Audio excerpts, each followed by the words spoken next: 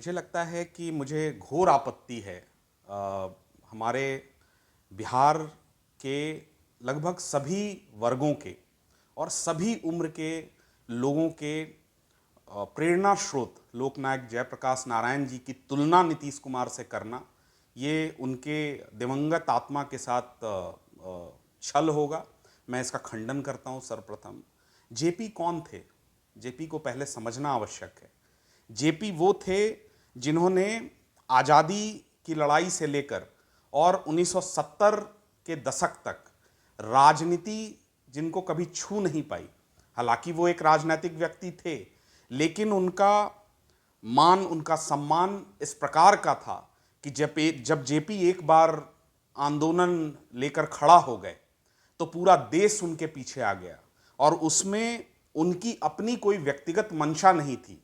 JP कौन थे उसके बारे में एक उदाहरण देना चाहते हैं कि जब 1977 में आंदोलन खत्म हुआ और तानाशाही और आपातकाल का दौर खत्म हुआ और 1977 का चुनाव हुआ और उसमें रामविलास जी के बारे में था कि वो पहली बार हाजीपुर से लड़ेंगे। इसके पहले वो खगड़िया के लौली से विधायक थे और 1977 में ये बात हो गई कि इनको चुनाव लड़ना है और अचानक वहाँ राजनीतिक कारणों से रामसुंदर दास जी को जनता पार्टी का उम्मीदवार बना दिया गया। जेपी वो व्यक्ति थे जिन्होंने रामविलास पासवान जी को कहा कि तुम जयप्रकाश नारायण के उम्मीदवार हो और अपने पीए को बुलाया और 10,000 सिर्फ पोस्टर छपवाकर लगवा दिए गए हाजीपुर में कि बाकी के 543 सीटों पर कौन किसका उम्मीदवार मुझे नहीं पता, लेकिन हाजीपुर से रामविलास जयप्रकाश नारायण का उम्मीदवार है। और इसका असर यह हुआ कि रामसुंदर दास जी के टिकट को काटकर सिंबल जो दिया गया था वो हटाकर रामविलास जी 77 का चुनाव लड़े हाजीपुर से और वो Guinness book of world record में दर्ज हुआ।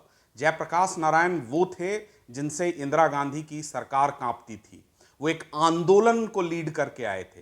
हमारे माननीय नीतीश कुमार जी कौन सा आंदोलन लीड करके आए हैं? और ये वही लोग हैं ना जो जयप्रकाश नारायण के कॉलेज के विद्यार्थी स्वयं को बताते रहे विगत 30, 35, 40 वर्षों में अपनी राजनीति में। ये वही लोग हैं जो इमरजेंसी में जेलों में बंद थे और कांग्रेस के विरुद्ध जिन्होंने लाठियां खाई थी और स्वयं को जेपी सेनानी कहा करते थे। ये वही लोग हैं। लालू जी जिनकी बड़ी पुत्री का नाम उस मीसा के नाम पर है, वो ड्रेडफुल समय, उसके नाम पर आज ये सभी लोग सिर्फ सत्ता के मोह में एकजुट हुए हैं। इनको अपने अस्तित्व पे खतरा है। इनको जयप्रकाश नारायण बनने में कोई दिलचस्पी नहीं है और न ये कभी जयप्रकाश नारायण बन सकते हैं। ये सारे दल सिर्फ इसलिए साथ आए हैं कि नरेंद्र मोदी अगर एक बार और आ गए, ये इन्होंने स्वयं कहा है, तो इनका अस्तित्व नहीं बचेगा और ये आकर एक परसेप्शन क्रिएट करना चाहते हैं। और भाई पटना के उस बैठक में क्या हुआ? मुझे तो पता चला कि लिट्टी चोखा खाया गया। बाद में लालू जी ने कहा राहुल जी से कि आप शादी कर लीजिए। इसके अलावा तो कुछ नहीं। वहाँ घोषणा हुई कि शिमला में अब शिमला समझौता में आगे की बातें होंगी। कल पता चला कि अब जो है वो बैंगलोर में बैठक होने वाली है। अगले ही दिन ममता बनर्जी का बयान कांग्रेस और बाकी लोगों को लेकर क्या आया है हम सबको पता है। देखिए, ये एक ऐसा कुनबा जोड़ने का प्रयास है जो कभी संभव नहीं हो पाएगा, बिकॉज इसमें विचार और विचारधारा की कमी है।